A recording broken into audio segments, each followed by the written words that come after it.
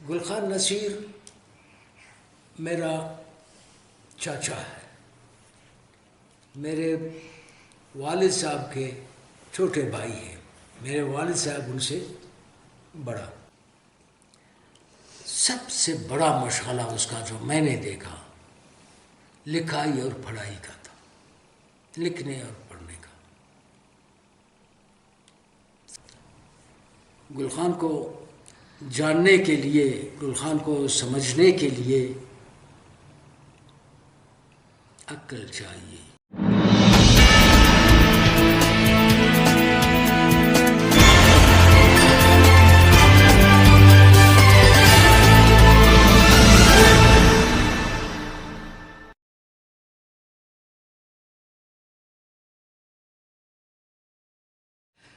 گلخان نصیر میرا چاچا ہے، میرے والد صاحب کے چھوٹے بھائی ہیں۔ میرے والد صاحب ان سے بڑا۔ تو گلخان نصیر قد کاٹ میں تقریباً 6 فٹ اس کا قد تھا، ویل بلٹ، جاندار باڈی والا شخص تھا۔ سرخ و سفید رنگت تھی اس کی، گنے بال تھے اور بڑے سجے ہوئے سجیلا جوان تھا۔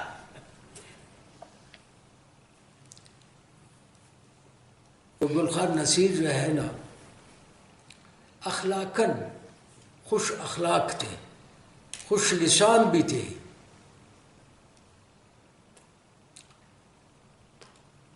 میں کیا بتاؤں ان کے متعلق، وہ میرا والد کے برابر تھا، میرا چاچا تھا، میرا والد۔ ظاہر میں اس کی تعریف ہی کروں گا اور کیا کر سکتا ہوں، لیکن تعریف وہ ہے جو میں نے دیکھا ہوا ہے، اس کو سمجھا ہوا ہے، وہی میں بتا رہا ہوں۔ گلخان نصیر جیسے ادب میں خوش تھے، اسی طرح لسان میں خوش لسان تھے، اور ہر وقت مشکلات میں بھی، تکلیف و مشکلات اس پہ بہت گزری، اور ان تکلیف و مشکلات میں بھی ہنسی مذاق سے وہ سب گزارتا تھا۔ پوشاک میں خوش پوش تھے، بہترین پوشاک پہنتے تھے، اور خوش خوراک بھی تھے۔ یہ بھی بتا دوں آپ کو، خوراک میں بھی وہ بڑے خوش خوراک تھے۔ جب سے میں نے دیکھا یا ہوش سنبھالا یا سمجھا، تو میں نے اسے شاعری سے متعلق ہی سمجھا۔ اس کے اشعار تھے، شعر لکھتے تھے اور ہمیں دیتے تھے، پڑھنے کے لیے بھی دیتے تھے، ہم وہ پڑھتے تھے۔ زیادہ تر اس کی شاعری بلوچی میں، انہوں نے بروئی میں بھی شاعری کی ہے، اردو میں بھی کی ہے، لیکن زیادہ تر بلوچی میں، اور ہم وہ اس کے اشعار پڑھتے تھے۔ ظاہر ہے کہ وہ شاعر بھی تھے۔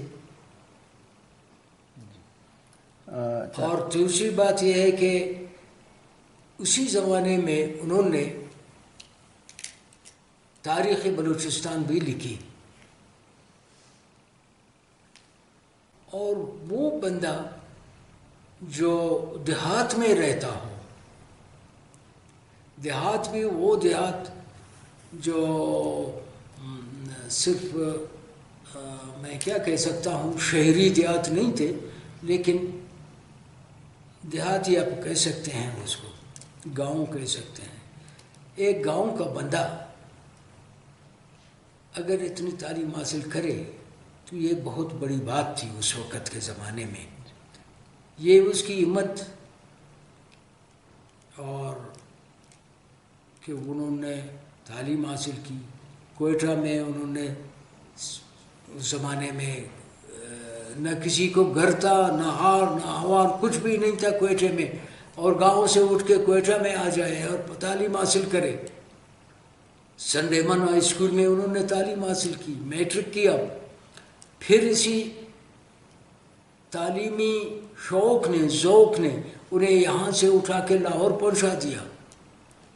یہ اس کا شوق تھا، اس کا ذوق تھا، علمی ذوق تھا، تعلیمی ذوق تھا، تو انہوں نے وہاں پہ تعلیم جاری رکھا، لیکن اللہ کو شاید منظور نہ تھا مزید گریجویشن کرتا یا M A M S C وغیرہ یا ڈاکٹری یا کچھ اور پڑھنا، تو اس کی آنکھ میں خرابی پیدا ہو گئی، تو آنکھ کی خرابی کی وجہ سے اس نے ڈسکنیکٹ کر لیا تعلیم اور واپس آیا،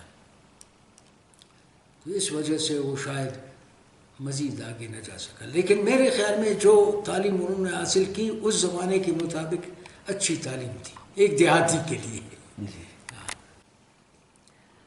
سب سے بڑا مشغلہ اس کا جو میں نے دیکھا لکھائی اور پڑھائی کا تھا، لکھنے اور پڑھنے کا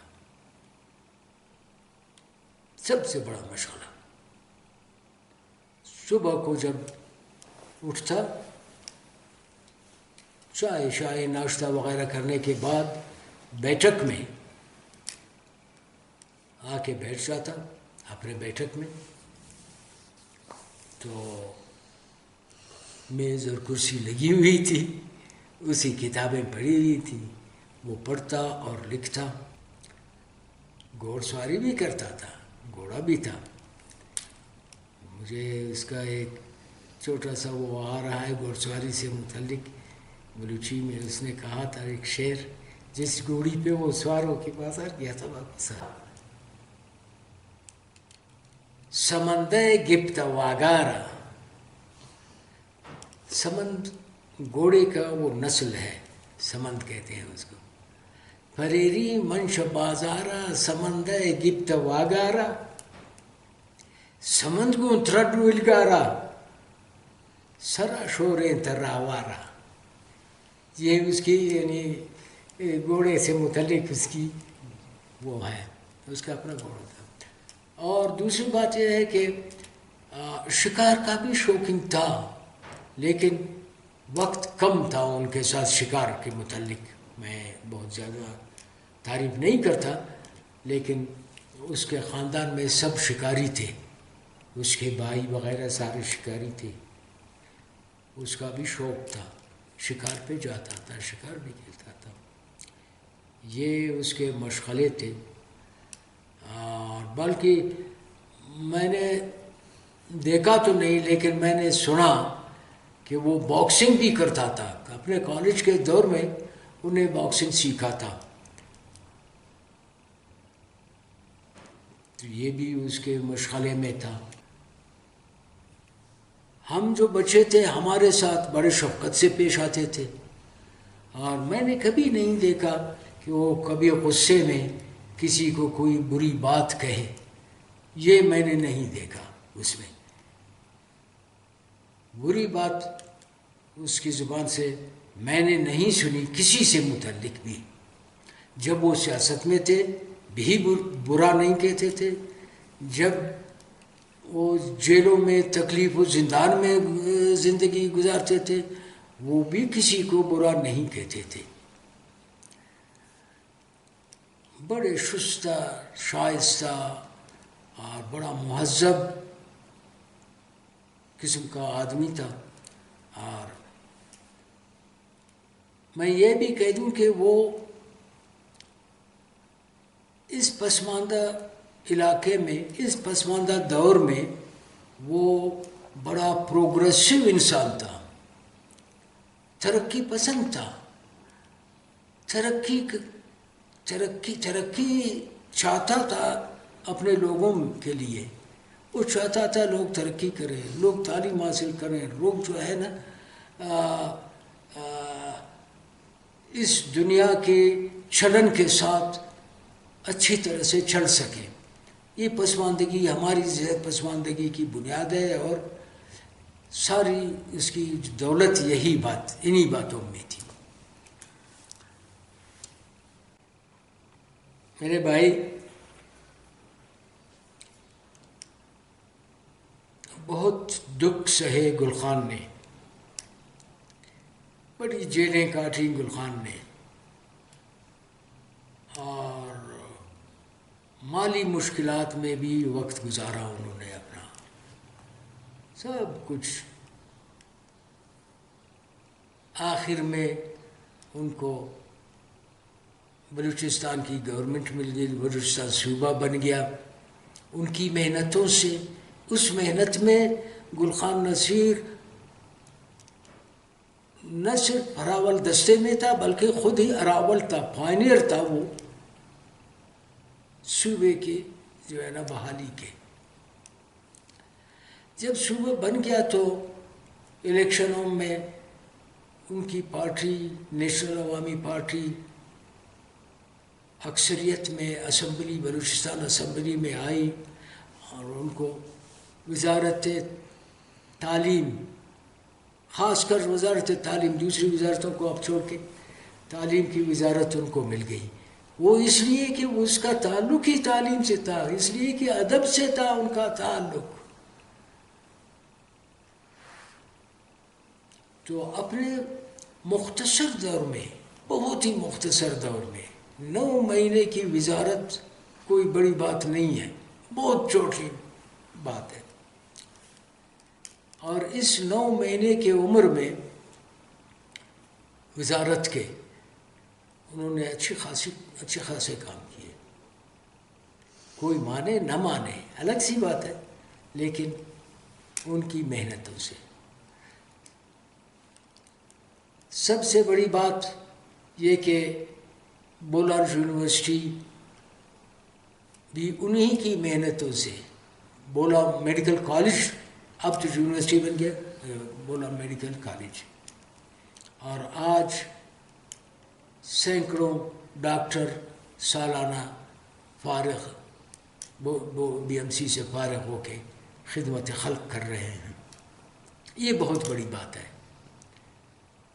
یونیورسٹی، بلوچستان یونیورسٹی بھی اسی دور کی کوششوں سے ہے۔ گل خان کو جاننے کے لیے، گل خان کو سمجھنے کے لیے عقل چاہیے۔ وہ کیا کہتے ہیں کہ فارسی میں کس نے کہا تھا کہ توانگری با دل است نہ با مال، توانگری با دل است نہ با مال، بزرگی با عقل است نہ با سال۔ بزرگی جو ہے نا عقل سے ہے، عمر سے نہیں ہے کہ عمر میں بڑا ہو گیا تو وہ بڑا ہو گیا، نہیں، عقل سے۔ یہ شیخ سعدی کا میرا خیال ہے، شیخ سعدی کا ہے، کسی کا ہے، یہ فارسی کا ہے۔ تو اگر کسی کا عقل ہو اور وہ سمجھدار ہو تو گل خان کو وہ جانتا ہو، لیکن کوئی ایسا پہلو مجھے نظر نہیں آ رہا گل خان کا کہ میں کہہ دوں کہ اس کا یہ زندگی کا یہ پہلو مبہم ہے یا انڈور کے اندھیرے میں ہے، کسی کو پتہ نہیں۔ وہ شیشہ ہے، شیشے کی مانند ہے، ہر ایک کو نظر آتا ہے شیشے میں، اگر وہی ذوق و شوق ہو دیکھنے کا۔